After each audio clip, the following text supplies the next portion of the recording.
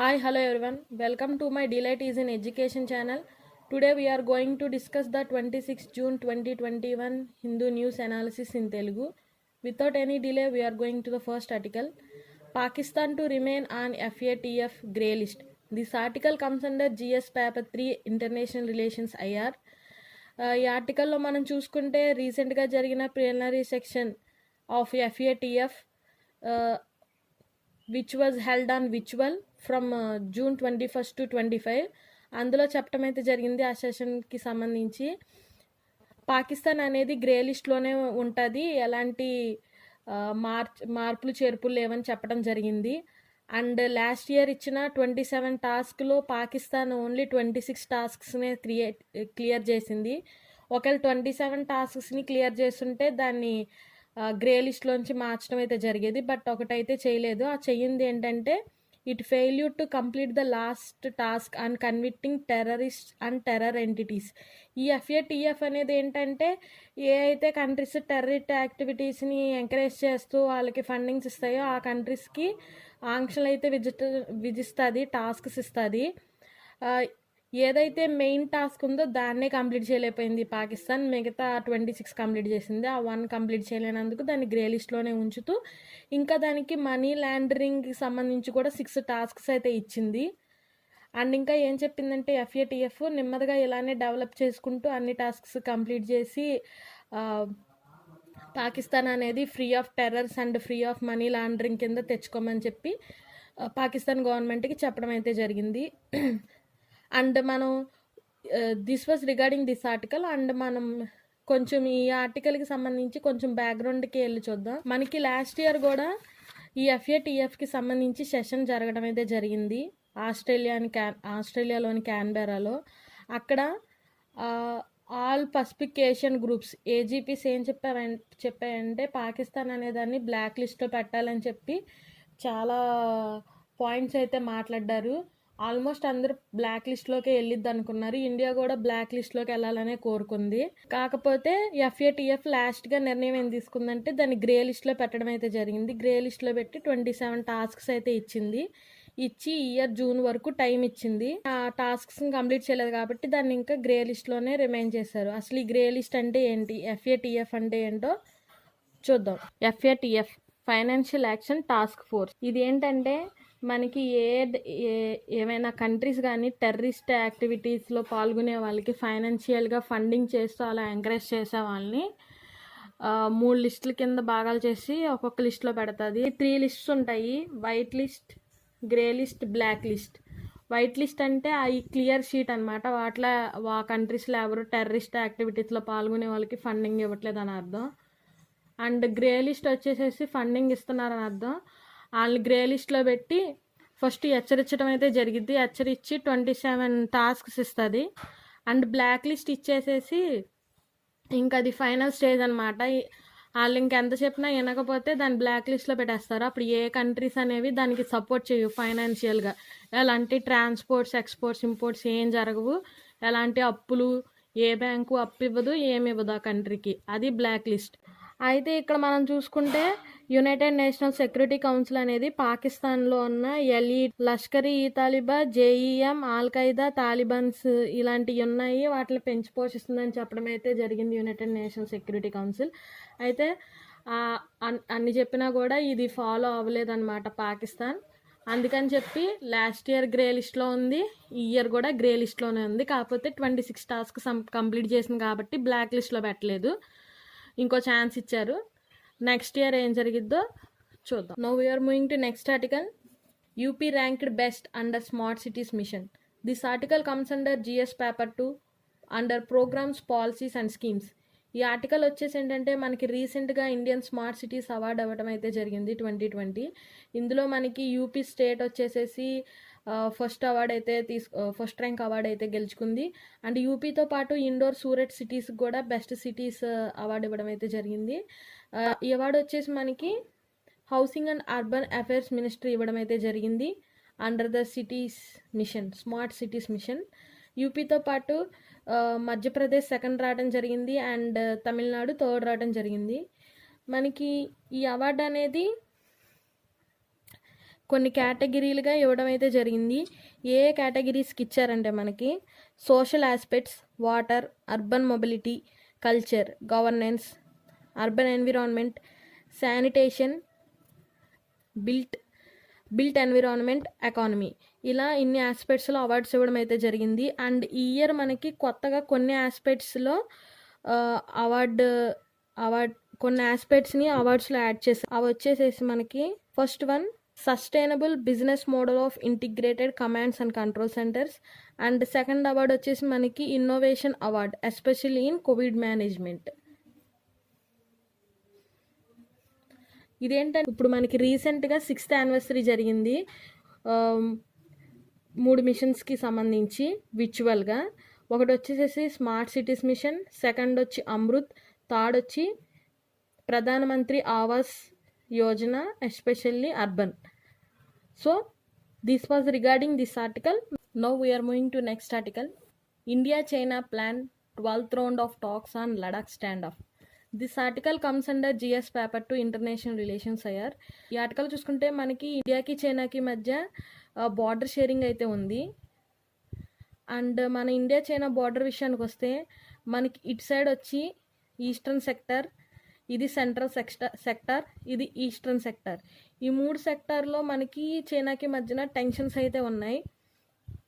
ఈ వెస్ట్రన్ సెక్టార్కి వస్తే line of actual control దగ్గర, ఈ సెంటర్లో వచ్చి ఉత్తరాఖండ్, హిమాచల్ ప్రదేశ్లో ఉన్న ఏరియాస్లో మధ్య, అండ్ ఈస్టర్న్ సెక్టార్కి వచ్చి అరుణాచల్ ప్రదేశ్ విషయంలో. సో ఈ 3 ప్లేసెస్లో క్లాషెస్ అనేవి జరుగుతున్నాయి మనకి చైనాకి మధ్యలో. మనం చూసుకుంటే లాస్ట్ ఇయర్ 2020 మే ఏప్రిల్ మధ్యన మనం LAC దగ్గర మిలిటరీ స్టాండ్ ఆఫ్ అనేది చూసాం. మిలిటరీ స్టాండ్ ఆఫ్ అంటే ఏంటంటే మన బార్డర్లో వాళ్ళ మిలిటరీ ఫోర్స్, వాళ్ళ బార్డర్లో మన మిలిటరీ ఫోర్స్, ఎవరైనా వేరే బార్డర్లో వేరే మిలిటరీ ఫోర్స్ ఉంటే అది మిలిటరీ స్టాండ్ ఆఫ్ అనమాట. సో అందుకనే మనం లాస్ట్ ఇయర్ చూస్తే అక్కడ గల్వాన్ వ్యాలీ సంఘటన జరగడం, మన 20 ఆర్మీ సోల్జర్స్ చనిపోవడం జరిగింది. సో అందుకని అప్పటి నుంచి వివిధ రౌండ్స్లో సమావేశాలు అయితే జరిగినాయి మన యొక్క మిలిటరీ కమాండర్స్కి, చైనా యొక్క మిలిటరీ కమాండర్స్కి ఈ టెన్షన్స్ అనేవి తగ్గించడానికి. అయితే ఇప్పుడు దాకా మనకి 11 రౌండ్స్ అయితే జరిగినాయి. 11 రౌండ్స్లో కొన్ని విషయాల్లో డిస్ఎంగేజ్మెంట్ అయితే అయింది. ఆ డిస్ఎంగేజ్మెంట్స్ని కంప్లీట్ చేయడానికి ఈ 12th రౌండ్ అయితే పెట్టాలని అనుకుంటున్నారు. లైక్ మనకి పాంగ్సో ఏరియా ఇలాంటి వాటిల్లో కొంచెం డిస్ఎంగేజ్మెంట్ ఉంది. అలాంటివి తగ్గించడానికి డిస్ఎంగేజ్మెంట్స్ అన్నీ తీసేసేసి కరెక్ట్గా కొన్ని అగ్రిమెంట్స్ చేసుకునేలాగా 12th రౌండ్ అయితే జరగబోతుంది. This was regarding this article. Hope for the best in the 12th round. Now we are moving to the next article. Study links air pollution to COVID-19 cases and deaths. This article comes under GS paper 2 under health sector. ఈ article వచ్చేసి మనకి రీసెంట్గా ఒక study అయితే జరగడం జరిగింది. ఆ study ఏంటంటే it was establishing a link between fine particular matter PM 2.5 zones and COVID-19 over India base on anthropogenic emission source and air quality data.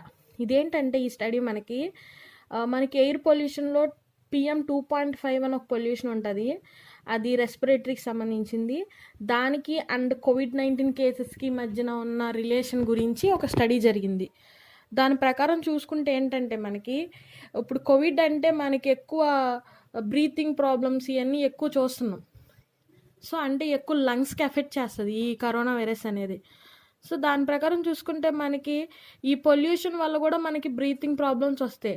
ఇటు ఈ కరోనా వచ్చి పొల్యూషన్ ఎఫెక్ట్ కూడా ఇంక్లూడ్ అయ్యి ఎంతమంది చనిపోయారు, ఏ ఏరియాలో ఎక్కువ డెత్స్ ఉన్నాయి అనేది మనకి ఈ స్టడీ ద్వారా తెలుస్తుంది అనమాట. దాని ప్రకారం చూసుకుంటే మనకి ఈ PM 2.5 అనేది మనకి చూసుకుంటే ఫస్ట్ ఢిల్లీ, మహారాష్ట్ర, ముంబై, పూణే వీటిల్లో ఎక్కువ ఉండడం జరిగింది. First place Delhi, second place Maharashtra, third place Mumbai, fourth place Pune. పూణేలో చూసుకుంటే ఎక్కువ ట్రాన్స్పోర్ట్ అండ్ ఇండస్ట్రియల్ సెక్టార్స్ వల్ల ఈ పొల్యూషన్ అనేది ఎక్కువ ఉంది. మనం ముంబై, పూణేలో చూసుకుంటే ఈ కేసెస్ అని ఎక్కువ అవ్వటం, చనిపోవటంలో ఎక్కువ మంది ఈ పొల్యూషన్ అటాక్ అవటం వల్ల ఇంకొంచెం బ్రీతింగ్ ప్రాబ్లం అయ్యి చనిపోయిన వాళ్ళు ఎక్కువ ఉన్నారు. So this was regarding this article. And నేను కూడా ఒకటి చెప్పాలనుకుంటున్నాను. Go green side. ఇప్పుడు కాకపోయినా ఫ్యూచర్‌లో కూడా ఇది చాలా ఎఫెక్ట్ చూపిస్తది. ఇప్పటికే పొల్యూషన్ వల్ల చాలా ఫేస్ చేస్తున్నాం ప్రాబ్లమ్స్. ఈ పొల్యూషన్ వల్ల వచ్చేయి ఒకటో, రెండో రోజు ప్రాబ్లమ్స్ కదా! ఈ లాంగ్ లాస్టింగ్ ప్రాబ్లమ్స్ మన లంగ్స్ గానీ, రెస్పిరేటరీ సిస్టమ్‌కి గానీ ఇవి చాలా డ్యామేజ్ చేస్తాయి. మన స్కిన్‌కి గానీ, ఎక్స్‌టర్నల్‌గా, ఇంటర్నల్‌గా దీనివల్ల చాలా ఎఫెక్ట్స్ ఉన్నాయి. ఇప్పుడు smoking is injurious to health అన్నట్టు breathing is injurious to health అయిపోద్ది ఫ్యూచర్‌లో మనకొచ్చేసరికి. అంత కలుషితమైన ఎయిర్ పీల్చాల్సొస్తది. నిజంగానే ఆదిత్య 369లో చూపించినట్టు సిలిండర్ క్యాన్స్ పెట్టుకొని తిరగాలి మనం ఆక్సిజన్‌కి. అలాంటి రోజులు రాకుండా ఉండాలంటే మన సైడ్‌గా యాజ్ ఎ ఎడ్యుకేషన్ అన్నీ తెలిసినోళ్ళం మనం. సో, మనం గో గ్రీన్ సైడ్ ఎళ్దాం. ఇంట్లో కొన్ని ప్లాంట్స్ పెంచుదాం. ఎన్విరాన్మెంట్‌కి కొంచెం మనం కూడా తిరిగిద్దాం ఏదోటి. This was regarding this article. Now we are moving to next article. IAC will be commissioned next year. This article comes under science and technology. మనం ఇక్కడ చూసుకుంటే ఐఏసీ అంటే ఇండిజీనియస్ ఎయిర్ క్రాఫ్ట్ క్యారియర్. మనం చూసుకుంటే ఇండిజీనియస్ గురించి మొన్న కూడా ఒక ఆర్టికల్ అయితే రావటం జరిగింది. కొత్తగా వచ్చిన లెఫ్టినెంట్ జనరల్ వచ్చేసేసి మనకి LAH గురించి చెప్పారు, డిసెంబర్లో వస్తుందని. సో అలానే ఇది కూడా ఏంటంటే ఇండిజీనియస్ ఎయిర్ క్రాఫ్ట్ క్యారియర్ వచ్చి మనకి ఫస్ట్ది కొచ్చిన్ షిప్ యార్డ్లో బిల్డ్ చేయడం అయితే జరుగుతుంది. దాన్ని మనకి next year 75th independence day occasion పరంగా మనకి ఈ నేవల్ ఫీట్ ఎక్సర్సైజ్ అనేది జరిగిద్ది. నెక్స్ట్ మనం ఈ ఆర్టికల్ ఇంకా చూసుకుంటే మనకి ప్రాజెక్ట్ సీబార్డ్ గురించి చెప్పడం అయితే జరిగింది. ప్రాజెక్ట్ సీబార్డ్ అనేది అప్కమింగ్ నేవల్ ఆపరేషన్ అనమాట. అందులో ఏంటంటే నేవల్ ఆపరేషన్స్ గురించి అండ్ నేవల్లో ఇన్ఫ్రాస్ట్రక్చర్ డెవలప్మెంట్ వీటి గురించి ప్రాజెక్ట్ సీబార్డ్ అనేది తీసుకురావడం అయితే జరిగింది. నెక్స్ట్ ఇంకా ఇందులో మనకి ప్రాజెక్ట్ 75 గురించి చెప్పారు. అదేంటంటే construction of another line of diesel electric submarine. మనం సబ్మెరైన్లో చూసుకుంటే 2 types ఆఫ్ సబ్మెరైన్స్ ఉంటాయి. ఒకటి న్యూక్లియర్ టైప్, ఇంకోటి డీజిల్ ఎలక్ట్రిక్. ఈ డీజిల్లో మనకు ఒక డ్రాబ్యాక్ అయితే ఉంది. అదేంటంటే ఈ డీజిల్ ఎలక్ట్రిక్ సబ్మెరైన్స్ అనేవి అవి చాలాసార్లు సర్ఫేస్ ఏరియాకి రావాల్సి వస్తుంది బికాజ్ ఆక్సిజన్ కోసం. ఏంటి ఏమైంది పైకి వస్తే అనుకుంటున్నారా? అంటే కింద సబ్మెరైన్స్ అంటే మెరైన్ వాటర్ కింద ఉండేవే సబ్మెరైన్స్ కదా. అవి ఆక్సిజన్ కోసం పద్దాల పైకి వచ్చినాయి అనుకోండి, పక్కన ఏరియా వాళ్ళకి అక్కడ సబ్మెరైన్ ఉందని తెలిసిపోతుంది. అదొకటి. ఇంకోటి అది మద్దాల పైకి వెళ్ళి మళ్ళీ నీటిలోకి వెళ్ళటానికి ఆ కొంచెం ప్లేస్లో అది ఎక్కువ ఇంజిన్ ఆయిల్ అలాంటివి ఎక్కువ ఖర్చు అవుతాయి కదా, అందుకని ఇది ఒక డ్రాబ్యాక్. బట్ అది కూడా వాడతారు. ఇంకోటి వచ్చేసి న్యూక్లియర్ సబ్మెరైన్. దీంట్లో ఎలాంటి నష్టాలు లేవు. అయితే మన ఇండియా అనేది ఇండిజీనియస్ కింద ఫస్ట్ టైం డెవలప్ అవుతుంది కాబట్టి ఫస్ట్ డీజిల్ ఎలక్ట్రిక్ సబ్మెరైన్స్ని డెవలప్ చేస్తుంది. అండ్ ఇంకా ఈ టాపిక్ ప్రకారం మనం చూసుకుంటే 75% అనేది మనకి ఇండిజీనియస్ అవుతుంది. చాలా గుడ్ న్యూస్ ఇది. This was regarding this article. నా సమాచారం కనుక మీకు నచ్చినట్టయితే లైక్, షేర్ అండ్ సబ్స్క్రైబ్ చేయండి.